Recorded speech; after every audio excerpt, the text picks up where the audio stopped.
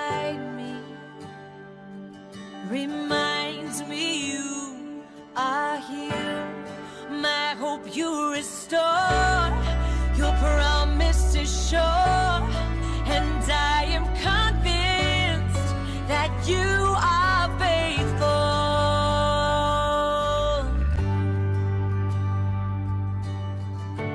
All things are possible in your name.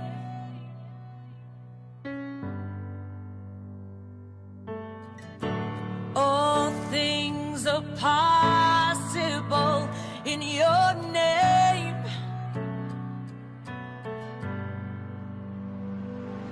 The stars, they hold your promise. You guide me through the night.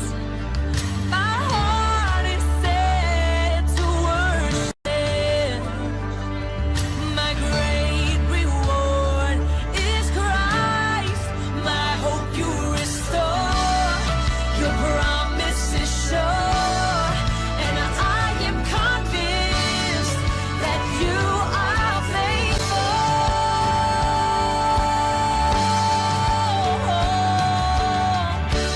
All things are possible in your name. Your name, Jesus. All things are possible in your name. Oh, your holy name. All things are possible in your name. In your name. All things are possible in your name. All shadows are lost, your light's breaking through. Shaken no more, I see only you. All shadows are lost, your light's breaking through. Shaken no more, I see only you. All shadows are lost, your light's breaking through. Shaken no more, I see only you. I see only you.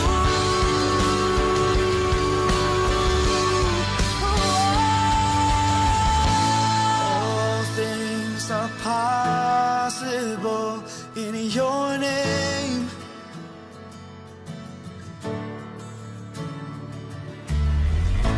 All things are possible in your name.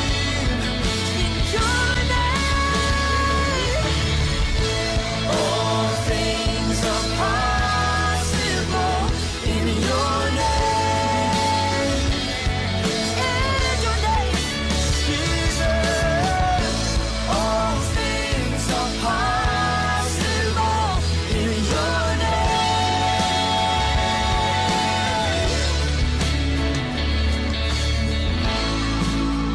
We believe in your power, Jesus.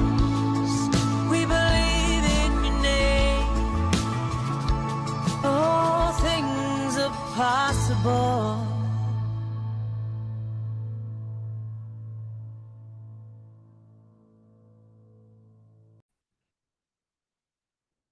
Welcome to week 2 of Faith Like No Other. And the title of this week's lesson is Jonathan and His Armor Bearer.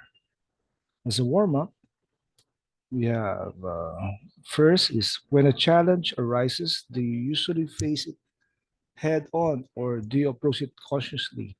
Why? Number two, when you and the majority of your peers don't have the same values or beliefs, how do you respond? And lastly, what do you uh, what do you do when you have fears or doubts? Do you try to solve them alone or do you ask for help? Recall an instance explaining this. As a word for today, we read from First Samuel, chapter 14, verses 6 to 7. Jonathan said to the young man who carried his armor, "Come, let us go over to the garrison of these uncircumcised. It may be that the Lord will work for us, for nothing can hinder the Lord from saving by many or by few." And his armor bearer said to him, "Do all that is in your heart. Do as you wish. Behold, I am with you, heart and soul." Yeah. So Israel has this history of conflict with other peoples, one of them being the Philistines, the Philistines. In this story, a large army of Philistines were fighting them on their territory. King Saul's son Jonathan and his men had defeated their troop at Geba, and as a result, the Philistines retaliated with 3,000 chariots and 6,000 horsemen and troops, outnumbering the people of God. This is seen in First Samuel 13, verse 2 to 7. As a result, everyone ran away in fear except Jonathan and his armor bearer. Today, let's look at their faith in God's power, their confidence to go and fight anyway to lead Israel to victory, and the lessons we can learn from them. Number one, have faith in the midst of fear and doubt. In First Samuel 14, 6 to 7, Jonathan said to the young man who carried his armor, "Come, let us go over the garrison of this uncircumcised. It may be that the Lord will work for us, for nothing can hinder the Lord from saving by many or by few." And his armor bearer said to him, "Do all that is in your heart. Do as you wish. Behold, I am with you, heart and soul." While Saul and his men were terrified and keeping a safe distance from the Philistines, Jonathan and his armor bearer had faith in God and his power. Instead of cowering in fear and doubt, they boldly approached the enemy camp. When facts put our faith into question, God invites us to a place our confidence in Him so that we can experience His power and freedom. So, now recall a time when you couldn't do what you needed to because of fear and doubt. How did God restore your confidence and faith in Him? Think about it. How did God restore your confidence? Yeah, He might show you His power. He might save you from your situation.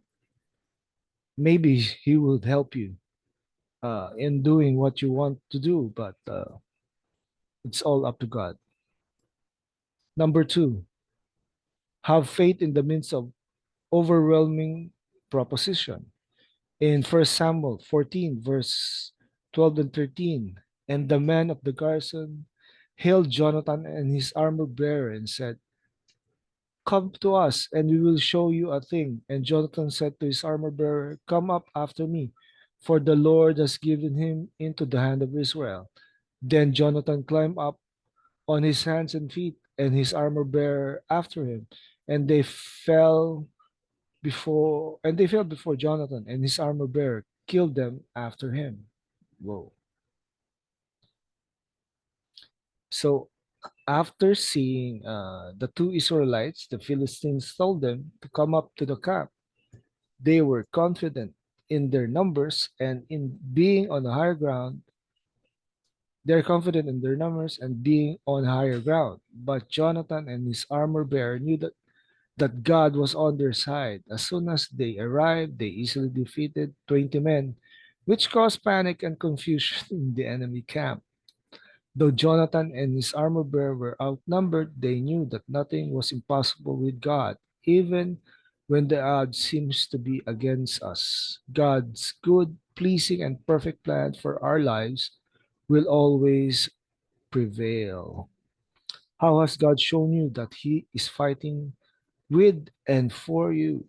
Well, we can see that every day for God is working. God is working in our lives. So the Lord saved Israel that day, and the battle passed beyond Beth Aven. This is seen in 1 Samuel 14:23. Dealing with fear and doubt is normal. True. When facts are thrown at us, it may seem easier to give in. But even in doubt, we can take steps of faith, no matter how small they may be. May we allow God to remove fear and doubt from our hearts and midst as we see how powerful He is to save, so that we may persevere in faith until we see victory. Yeah. God bless. For our application, most of the time, doubt is a battle in the mind, while fear is of the heart. What are some practical ways you can overcome this on a daily basis? Number two, are there areas in your life that seems overwhelming? How can you respond in faith today? Lastly, do you know anyone who is struggling with an uphill battle? How may you be an encouragement to that person this week? For our prayer, thank God that through Him all things are possible. Thank Him that we can put our faith in Him, our source of confidence and assurance. Ask God to quiet your fears and doubts so that you may hear His voice more and trust His ways. Pray that you would not rely on your own abilities but on God and His Word. And lastly, pray that God will use you as a testimony to others of being in faith, not fear. Pray that your life would point people to God. And that's it for our lesson today. God bless.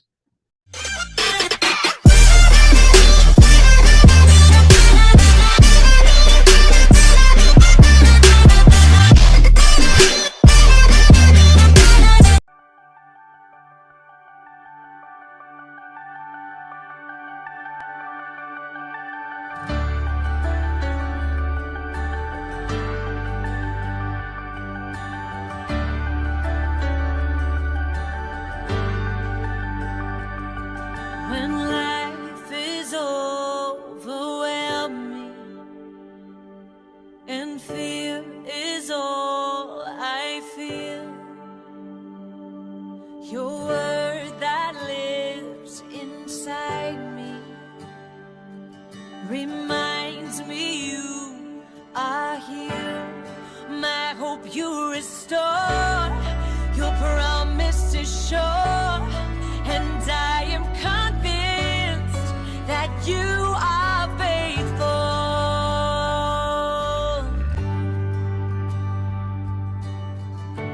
All things are possible in your name.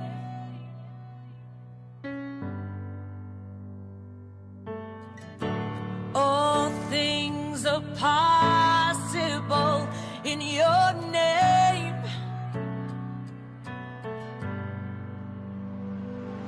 The stars they hold your promise. You guide me through the night. My